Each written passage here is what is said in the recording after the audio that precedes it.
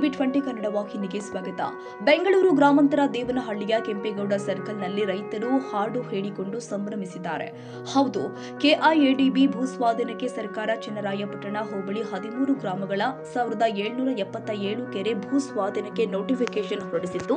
ಇದನ್ನ ಖಂಡಿಸಿ 1198 ದಿನಗಳಿಂದ ರೈತರು ಪ್ರತಿಭಟನೆ ಮಾಡ್ತಾ ಇದ್ರು. ಆದರೆ ಈ ಹೋರಾಟಕ್ಕೆ ಮಣಿದ ಸರ್ಕಾರ ನೋಟಿಫಿಕೇಶನ್ ರದ್ದು ಮಾಡಿದ ಹಿನ್ನೆಲೆ ಬೆಂಗಳೂರಿನಿಂದ ದೇವನಹಳ್ಳಿಗೆ ಆಗಮಿಸಿದ ರೈತ ಮುಖಂಡರು ಪಟ್ಟಣದ ಟಿಪ್ಪು ಪುತ್ಥಳಿ ಹಾಗೂ ಅಂಬೇಡ್ಕರ್ ಪ್ರತಿಮೆಗೆ ಮಾಲಾರ್ಪಣೆ ಮಾಡಿ ಉಳುವ ಯೋಗಿ ನೋಡಲ್ಲಿ ಹಾಡು ಹೇಳಿಕೊಂಡು ಸಂಭ್ರಮಾಚರಣೆ ಮಾಡಿದರು.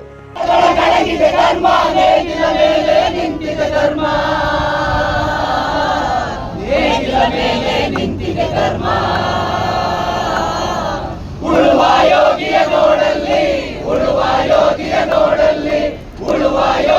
ನೋಡಲ್ಲಿ